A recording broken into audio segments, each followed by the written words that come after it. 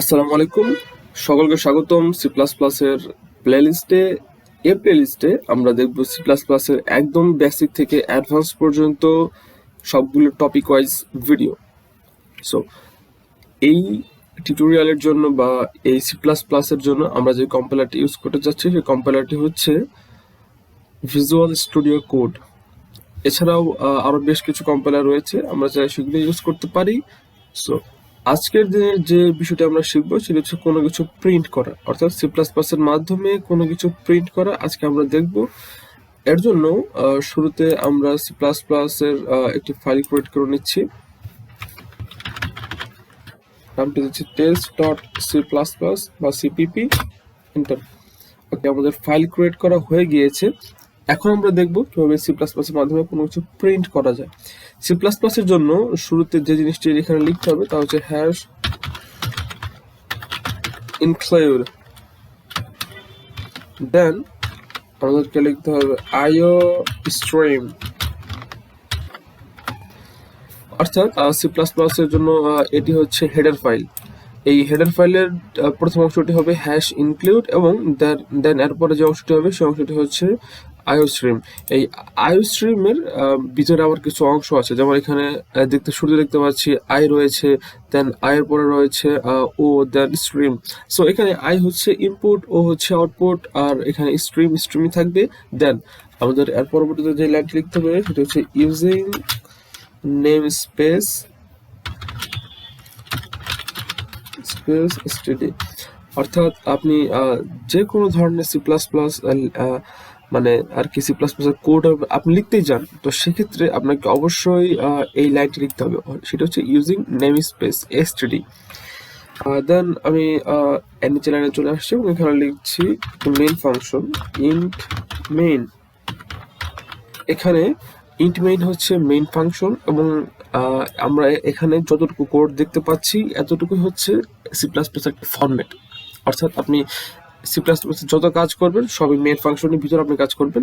আর এগুলো হচ্ছে বেসিক হচ্ছে একটা স্ট্রাকচার, সেটা আপনি বলতে পারেন। সো শুরুতে আপনাকে লিখতে হবে হ্যাশ ইনক্লুড IOStream। এই IOStream এর ক্ষেত্রে কোনো সময় চেঞ্জ হয়, সেগুলো পরবর্তীতে আমরা দেখবো, কারণ এটি অনেক পরের একটি বিষয়, অনেক অ্যাডভান্স একটি বিষয়।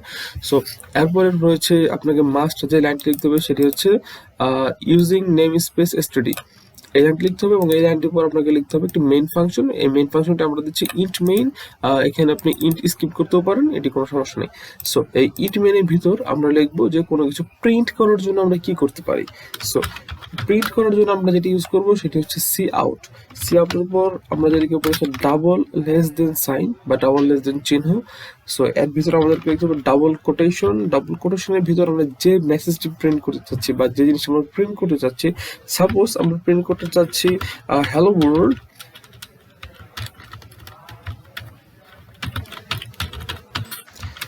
আমি এখানে হ্যালো ওয়ার্ল্ড লিখে দিচ্ছি। দেন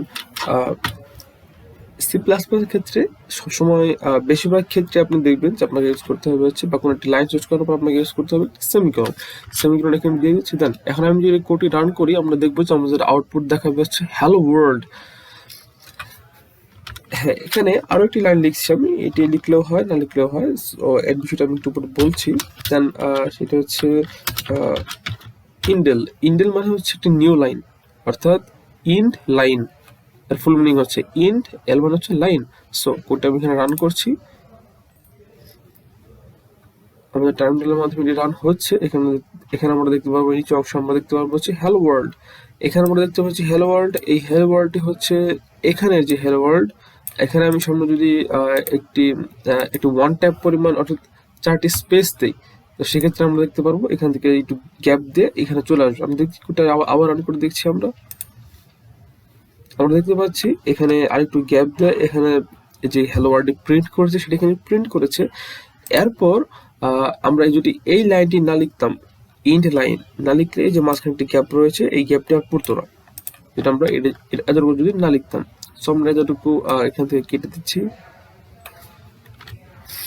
এতটুকু কেটে দিয়ে যদি আমরা কোডটি রান করি আমরা দেখতে পারবো যে নিচের যে গ্যাপটুকু ছিল, এই উপরে অংশ যে গ্যাপটুকু দেখেছিলাম গ্যাপটুকু কিন্তু এখন নেই, কারণ সেটি গ্যাপটুকু পড়েছিল এই ইন্ডেলের জন্যই। ওকে, সো এই ইন্টেলের পরিবর্তে আমরা আরো একটি জিনিস ইউজ করতে পারি, সেটা হচ্ছে আমি আরেকটি লাইনের মাধ্যমে দেখাচ্ছি।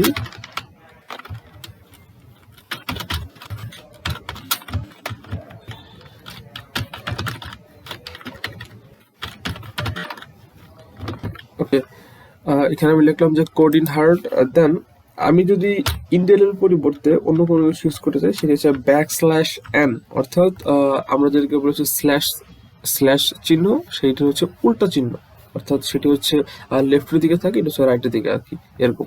সো এই কোডটি যদি আমি এখানে রান করি, আমরা দেখতে পাবো যে এর জন্য নিচে একটি নিউ লাইন বা এরকম একটি স্পেস ক্রিয়েট করে দেবে।